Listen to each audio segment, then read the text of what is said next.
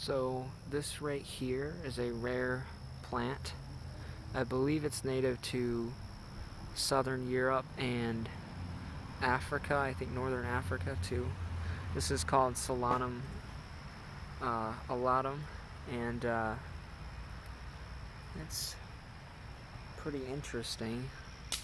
We have a native close relative of this Solanum. I believe it's pronounced Picantrum, but the leaves have teeth, and these have absolutely no teeth.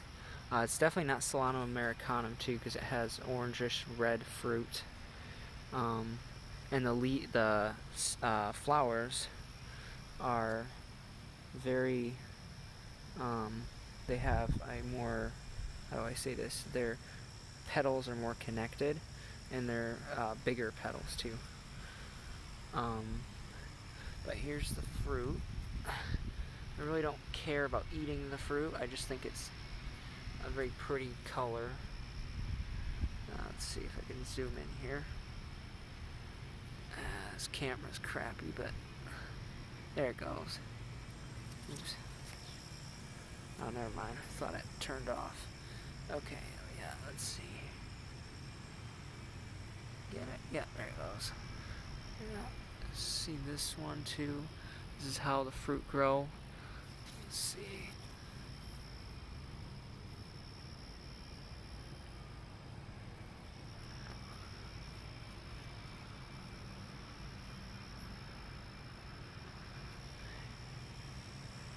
Here's a good view of it.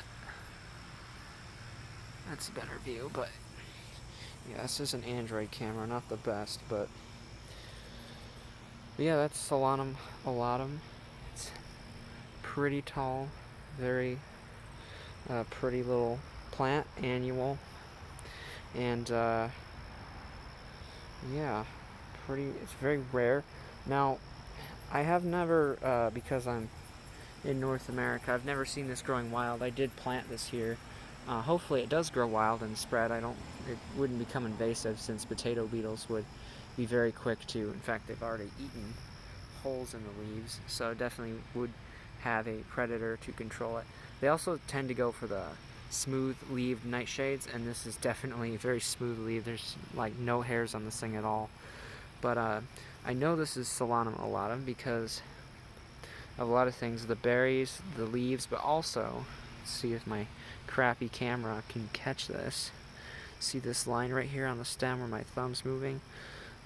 That's one of the identification factors that you can look at to see if something is Solanum Alatum. They should have these wings on the stem, they call them. It's kind of a weird name calling it wings, but I didn't make that name. That's just what people call it.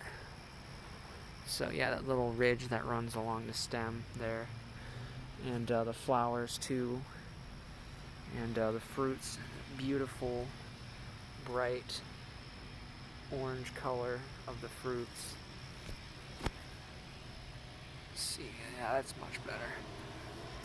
View of them, but yep, that's Solanum Alatum, a very rare plant. Really glad I bought this. I got it on Etsy. Got just a few seeds for it, and wasn't sure if they'd ever even any of them would actually grow and sprout and make it to maturity, but I planted it here and it did really good. So yeah, it did make it to maturity, and now it's full of unripe fruit too. Here's what the unripe fruit look like. It's full of unripe fruit, and the old ones at the bottom are the only ripe ones on it. So, but it's got so many forming, and it's still got, here in Michigan, it's got, despite being a subtropical plant, it's got, let's see, like roughly 2 more months of growing season left. We got September here. It's already September, but it's early September.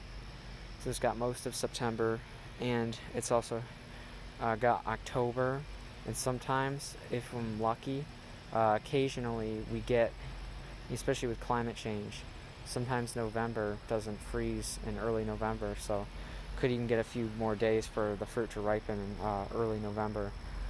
But yeah, this is a really nice plant, very beautiful, very rare. I really like it. Yeah, non-native, but definitely not going to be invasive because of those potato beetles, which are native here.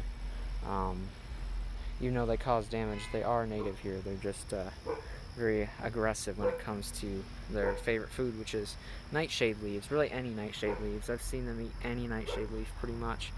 They really go for the smooth ones, especially. So there definitely could be a problem with this plant as far as pest issues go. But it hasn't been too bad compared to some of my other plants, like this one, for example. See, this one's got lots of little bites and holes in it. This one too. So this one hasn't gotten hit too bad, but yeah, it's pretty cool.